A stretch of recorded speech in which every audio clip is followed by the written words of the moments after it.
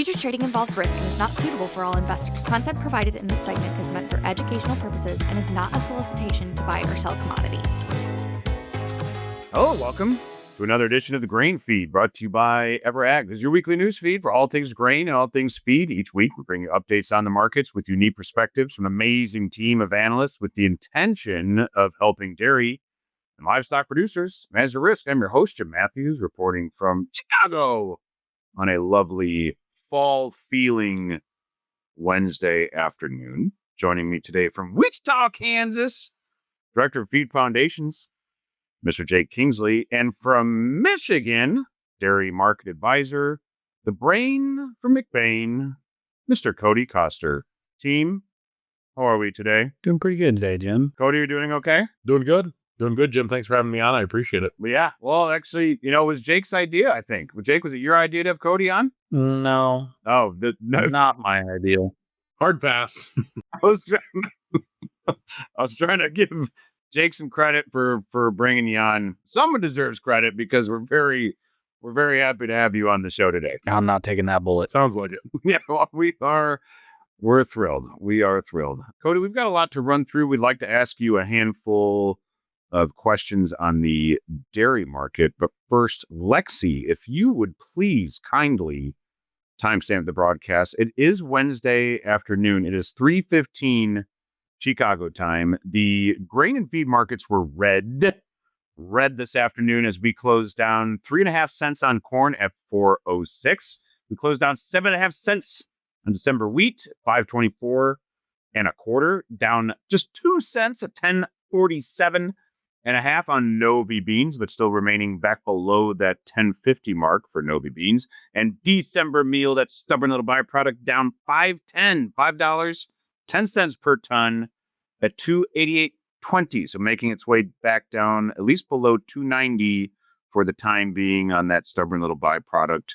Soybean meals. Now that we've run through what the grain and feed markets have done today, there was another market in the red today that we took note of, Cody.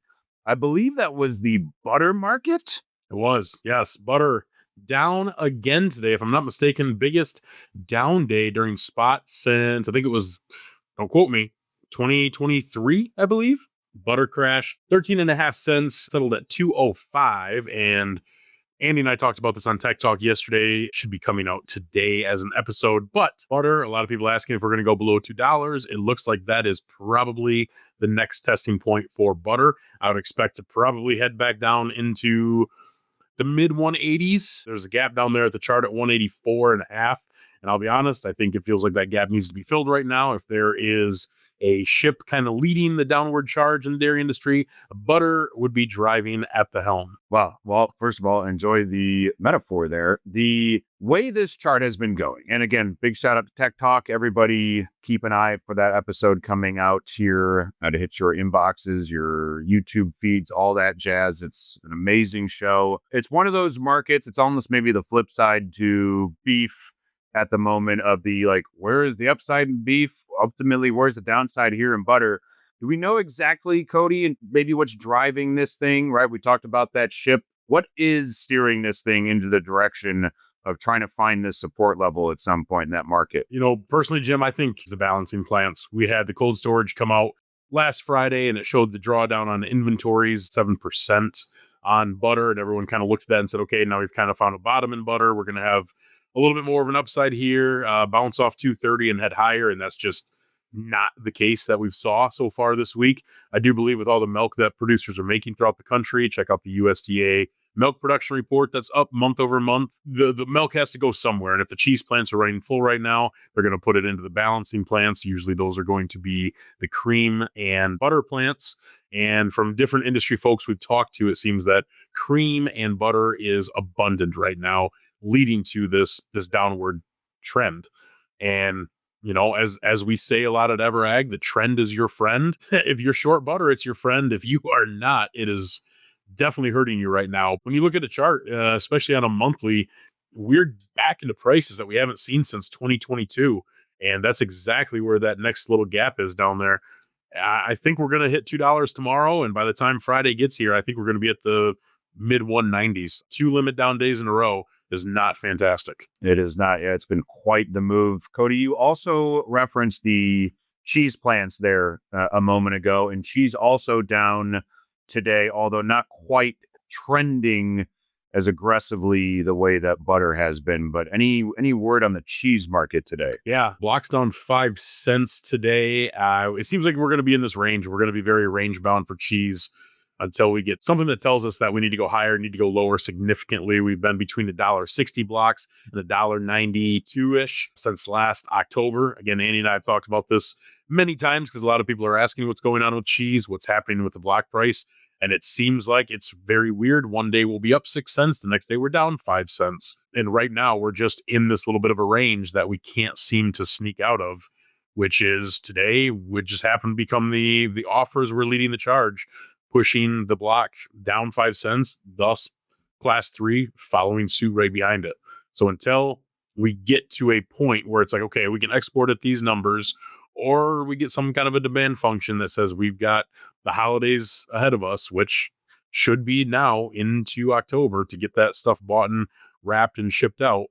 It just seems like we're going to be sitting in this range. Yeah, and Cody, I mean, then segueing into class 3, as you just noted, I mean, somewhat of a similar trade. We had 2 decent days in terms of trading this market up, and then to give that back today. Anything for class 3 particularly that you see for this market? You talked a lot about cheese there extensively, of course, and then, potential holiday trading and or some seasonality as we move into September, which is right around the corner now, Labor Day weekend coming up. But what are your thoughts here on class 3 specifically? I think at class 3, I mean, we in one day have demolished everything that we have gained since Monday, October class 3.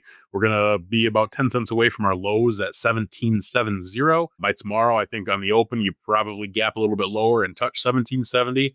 If cheese stays where it is right now and doesn't move, maybe we get a little bit of love higher. We probably bounce off of that number and go higher in class 3. But if the block keeps getting beat on and they need to keep selling that to get us down to $1.60 for export type numbers and reasons, then I would see us creating some new lows in October class 3 and kind of following the trend of cheese and butter. It's not really what we see towards this time of the year. We usually get a little bit of a green rally on the board going into October for all the demand that happens for the holidays, but we don't generically print 3+% milk production reports for how much flow we have in the country. So if you're talking about a USDA report that's going to lead the charge, it's going to be that milk production report showing that we are just accumulatively building more milk year over year. Okay. We'll have to keep watching out for that next one because the most recent one certainly caused a bit of a discussion here amongst the industry. Let's talk about something on the flip side of this, Cody. The where are the highs type of conversation as opposed to when do we achieve our lows. Let's talk about these beef markets, these cattle markets, feeder cattle. Holy smokes. What is the potential tech talk interpretation of how high this thing can go? I think that's what's on a lot of folks' minds here at the moment. Yeah, I mean, when you look at it on a chart, we've kind of gone through it. There's nothing that we're into new highs, right? It seems like every day we go into a new high, we have a pullback for 2 days, and then we rally ourselves back higher. I've heard numbers on feeders on the board of 400. One individual had told me we're going to 460, which is hard to believe, but I think everyone can agree that 300 seemed hard to believe, 350 seemed hard to believe, and we are past both of those numbers. Now, the question going forward is what is going to happen with the screw worm that is potentially maybe is not in the country. Nobody has really talked about it. Supposedly it's down in the Southwest. No one has confirmed it. It's just kind of whispers of rumors right now. And there's both sides of the playing field on that. Will it be bullish for cattle? Because once they have the screw worm, to my knowledge, there's no vaccination. You'd have to euthanize the animals, which is less animals to make beef. Some people have said it's going to be bearish because once one animal gets it, the rest of the herd could potentially get it. I don't know, and I'm not really certain if anyone in this industry truly understands or knows what the ramifications are if that screw worm does come in the country, if it is in the country, what that is. But I will tell you what, this feeder market is resilient. Like you said, Jim, talking about the green on the board, this is the one market that every dairy pulls to and wants to talk about. Folks have made jokes, and I know they mean it, kind of tongue in cheek, but they're no longer dairymen. They're now animal beef ranch raisers and making milk on the side. But all jokes aside, the amount of money that this stuff is adding to the bottom line and putting in their checks is massive. It is massive. And until this market makes a turn that tells us that we're going to go lower, I can't fade it and say that we're going to go down. Why not test 400 at this point? Yeah. I mean, it has been fascinating. I mean, folks are making breeding, selling, and culling decisions based on this momentum, conversations that we have not heard from folks that are starting to have them. It is very impressive. And as you said, Cody, the way milk has been trading and as maybe trending at the moment as we recorded today, yeah, this side of the market still puts a decent amount of money in your pocket, depending on how your operation is set up, which has just been a really strong incentive for folks to participate in this market, but also to then manage your risk that you may have in this market as well. So if you are interested in managing your LRP risk, please feel free to give us a shout. We have Cody here on the Grain Feed and Tech Talk. You know him well. Give him a call and be able to chat through this market a little bit, in addition to your milk discussions. Also, on the dairy operation side of things, we have another element that's trying to do its job to maintain margins at the dairy farm, and that's been feed, Jake. Feed, at least for the moment, still remains under some pressure. So we talked about the beef market helping put a few more dollars in your pocket. We've got the feed side, at least, limiting as many dollars as you might have to spend, at least for the moment. We did see corn have a little bit of a pop over the past week or so, and then ultimately has remained now under pressure since, let's say, December came up towards 415, 416-ish earlier in the week. It is now back down a little bit closer to $4. We were at 405, 406 as we traded this afternoon. So nice for the dairy and livestock folks that are buying and feeding this stuff to see that come back under some pressure a little bit. And then, of course, Dees meal back under 290 as well. So, Jake, what's your take on the feed markets here this Wednesday afternoon? We haven't seen a ton of fundamental change in the market the last couple of weeks, right? The big news was the data coming out of USDA with the WASD there a couple of weeks ago. And it's been relatively quiet headline-wise since then. We're starting to get our first handful of reports of early silage coming off in places like the Southeast and parts of Texas. And thus far, those folks are pretty happy with what they've got, at least average. A lot of them probably on the higher end of their average yield ranges, and still more silage left to go. The early stuff they said didn't look quite as good as the stuff that they'll get into next. So ideally, those yield averages will continue to trend higher as they move into some of this more immature crop. So I think that bodes well for feed buyers generally. Of course, having more than usual silage helps, but these are parts of the country that we consider fringe acres when we add a bunch of corn to our production this year. And for those guys to be off to a good start in some of those fringe areas would imply that they won't drag down the national average on corn yield as much as they typically would, just being in lower producing areas. So if we start to get similar reports out of dairies chopping silage or early corn being harvested in the Midwest, we can start to have a little more confidence in some of these USDA yield numbers that are out there. And they're big numbers, right?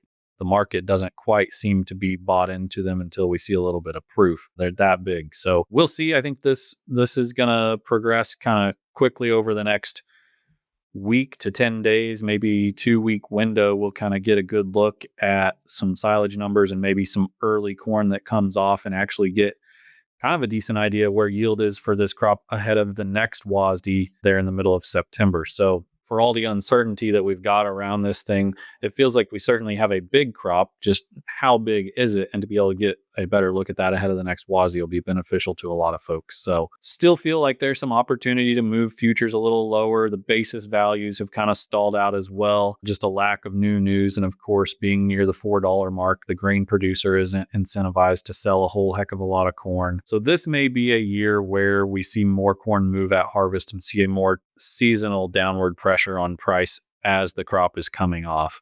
And I've had some folks the last couple of weeks here asking, okay, we've talked about that the last few years, and it seems like the bottom hits a little bit earlier than harvest. And that may be true here. I don't think there's nearly as much opportunity to run this back higher during harvest the way we have the last couple of years. Maybe the bottom is in, but I would say what makes this year a little bit different is that basis values across the Midwest and across most of the country are fairly well suppressed for corn that you're buying right now. We're not seeing ethanol plants and rail loaders have to go out and bid a huge premium to keep product moving to them, even as we get to the tail end of this crop year. That's a good indication that there's a healthy amount of corn out there. These folks have bought what they need to get to harvest, which provides a little bit more opportunity to see a push lower as the crop comes out and farmer bins get filled up. So waiting on that a little bit. I think, Jake, as we look at 406 today, 406 settlement, the uber bear might say, gosh, I really thought we'd be trading 385 or maybe even something lower given those USDA numbers. I think the uber bull is maybe publicly saying like, all right, we're back above $4. But at the end of the day, we're still just trading 406 D's corn. And I don't think we can be too upset if someone called up and said, you know what, I bought all my Octave D's corn futures and basis here today, depending on where they sit in the country at 406 futures on top of a basis that, if you said, has been largely under some serious pressure here. And I think you could also argue that the futures market in grains, at least, is tied to that physical delivery. And I think there is an element here where you could see the physical market potentially drive the futures market a bit. You have noted that, Jake, numerous times here over the last week or so, because that physical market has, maintained, some pretty decent pressure. And we're not even really harvesting this thing yet, right? It's, as we noted before, it's not quite Labor Day. We're really actually going to be harvesting this thing in the coming weeks. Now, depending on where you sit in the Midwest, maybe things have matured a bit faster than anticipated. Things may be a little bit drier in the eastern side of the belt. So maybe we are going to get going a little bit sooner than usual. But it's going to make things that much more interesting as we sit here is, what is a upside target at this stage as we try and maybe take some of these yield numbers down? Is it 425? Is it 430? I think at the end of the day, the corn numbers we've seen on and off over the past 4 years or so, $4 to 425 is a pretty solid spot to step in and own some corn, or at least get some hedges on for the rest of the year. If we can continue to hammer this thing, though, all the better, right, Jake? So that's going to be super interesting. Jake, before we let you go, bean meal, it is under some pressure today. We are really range bound in that market between this, let's say, 280-ish to 295, $15 or so. Maybe the same drill. Looks pretty good here. We're not going to stop you from doing it. What are your thoughts on the basis side? I think the protein market's been advantageous for quite a while, right? I think what this move has done is kind of reassured us that 280 futures are a very nice spot to take on quite a bit of ownership. The basis market there has been under pressure for many months now. A lot of folks have most or all of what they need booked on that. I think you could see it drift a little bit lower, but again, we're working versus what we know from historical markets and current market fundamentals and that sort of thing. Really, this protein landscape has been completely overhauled in the last few years with this additional crush capacity. We just got some reassurance late last week that the demand for soy oil that we're expecting is fairly reliable, should be reliable for the next year or two, and that should keep soybean meal values under pressure. But again, it bounced right off of the 280 mark. I think we traded under 280 for a couple of days there, and it bounced up pretty quickly. So overall cash price there is attractive and worth working on. I mean, if you wanted to be a little bit patient here ahead of harvest to try to catch another dip before you take the next layer, I think that's fine. But these are not bad prices to be active at either. Okay, that sounds good. Very good, Jake. Well, thank you both for a great discussion today. We got some really interesting markets here as we push into the month of September, which the next time you see us recording, that's exactly where we'll be in that month of September. So keep an eye on all these markets. Again, any questions on your feed, dairy, or cattle risk management, please give us a shout. We'd also like to thank you guys very much for your time today. Cody, whoever invited you, we're very grateful and are happy that you were here. I appreciate you guys having me on again. Absolutely, buddy. Jake, always a pleasure to have your insights from Wichita, Kansas, and of course, Lexi. Is it Oregon or Oregon? Okay, Lexi's going to think on that and get back to us. So let's just thank the Everett Insights crew for their support. That huge thanks to Lexi for her Oregon-loving production magic. And thank you, the viewers, for watching the Grain Feed. Contact information is on the screen. We greatly appreciate your feedback. That's all for today. We'll see you next time, and happy Labor Day from the Grain Feed.